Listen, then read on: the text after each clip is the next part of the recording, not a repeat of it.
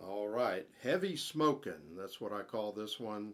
This riff is lesson 36 in book 3, beginning rock guitar. And it might be obvious, but I kind of designed it after the Deep Purple Ritchie Blackmore riff, Smoke on the Water, right?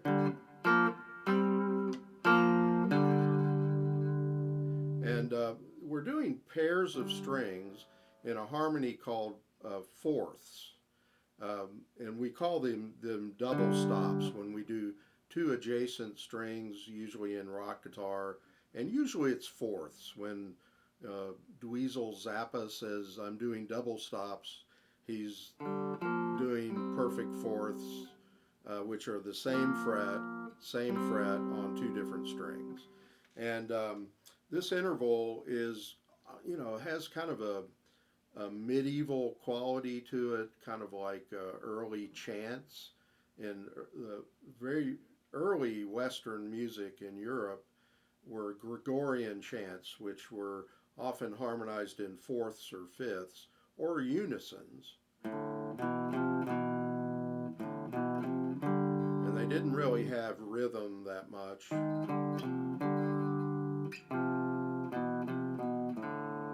And so this kind of has that medieval sound to it. And I think also the group, I'm not real familiar with them, Alice in Chains, their vocal harmonies were often in fourths. And it, kind of, has that dark quality to it. The thing about intervals, and any interval is, all it is the distance between two notes. And we have seconds, thirds, fourths, fifths, sixths, sevenths, as many notes as are in a major scale, which are seven, and then the eight is the octave. So intervals all have roots, and the root isn't always the lowest note. If you do the major thirds, which are the most common vocal harmonies,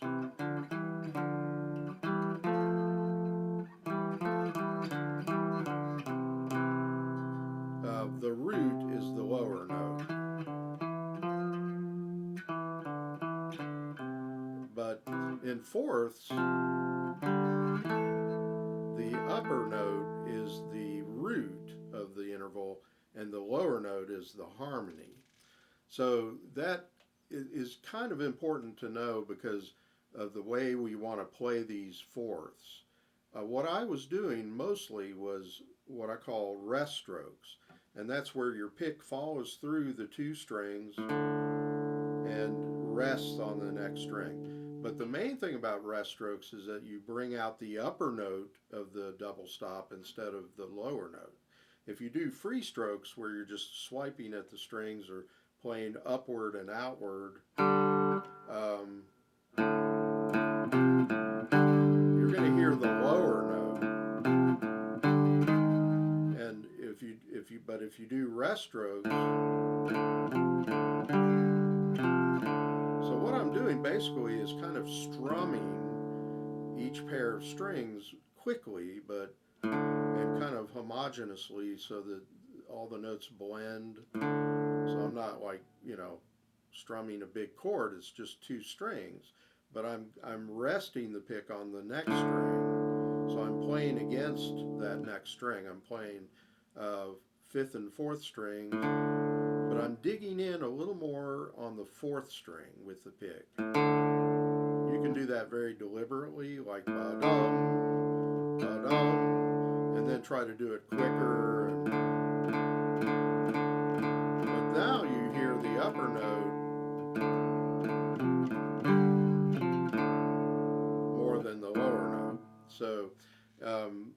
think about that when you're playing it. You might have to develop a new way of kind of striking the strings. And it is tricky because we're changing to all kinds of different pairs of strings in this riff. Now, talking about the rhythm here, um, every measure is tied. It's like an eighth note tied to an eighth note. And even the first note you play is sort of like if I were counting the beats 1, 2, 3, 4, and 1, and 2, and 3, 4, and 1, and 2, and 3, and 4, and 1, and 2. So you're going and 1, and 2. So you're not playing beat 1, you're playing the eighth note before beat 1. So it's a little off beat, and you want to study the rhythm and try to understand it and make sure that you understand that you're not starting on 1. It's and 1 and 2 and 3, 4 and 1 and 2 and 3 and 4 and 1. So it's a little bit tricky there. And so fingerings, I'm using my flat first finger for the 3rd fret fourths, but I'm using 3rd and 4th fingers for the 5th fret or the 6th fret. And when I go like 5, 6, 5, that's kind of cool. You want to, it's kind of Arabic sounding. You want to play them lightly, but connect the sounds. See? So let me see, look it over here. I think I've talked about most everything, but just be careful. You know, you might practice each pair of strings, like when it goes to the 3rd and 4th strings. Sorry. Now, that's another thing is that there's 2 different rhythms basically, or 3. You've got and 1 and 2 and 3, 4 and 1. And then there you have and 1 and 2 and 3 and 4 and 1. But then later you have and 1 and 2 and 3 and 4 and 1. When you change chords, not always when you change strings, but 3 and 4. So that's an offbeat quarter note. 3 and 4 and 1. So you want to be aware of that. And sometimes if you noticed when I was playing it, I would put a rest in there, like 3 and 4 and 1. 3 and cut and 1. And I like that. I don't like to do it every time. So sometimes I'll connect the sound, like 3 and 4 and 1, and then sometimes I'll cut it off like 3 and cut and 1, and that's a kind of a neat sound to very cleanly cut it off, but I wouldn't do it every time. And you might practice it all the way through one way and then all the way through another way, and then mix it up, and just do it at your own discretion, whether you go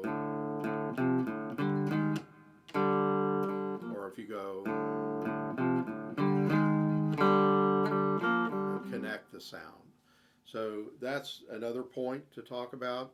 Now the ending is you have these 3-note root 5th chords, and then you have a root 5th chord with the 5th in the bass, and then a big root 5th chord. So the rhythm there, you're coming off of and 1 and 2 and 3, 4, 1, 2, 3, 4, 1, 2, rest. And you also want to be kind of putting on the brakes, kind of slowing down as you come to the end. You're and 1 and 2 and 3, 4, and I cut that one, that first root 5th chord. You don't have to, but I think it sounds cool.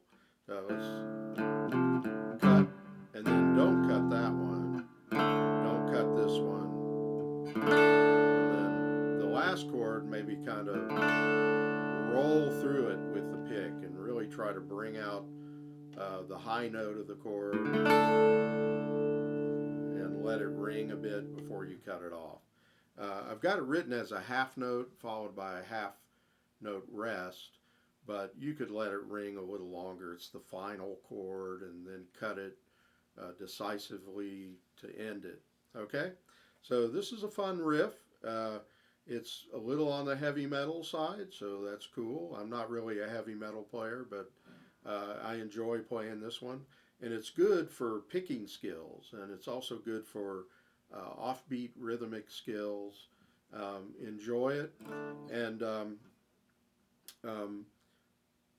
like and subscribe, okay? And look for John Hedger Guitar Studio also on Facebook and Instagram. And so have fun with this, and we'll see you in the next one, all right? There we go.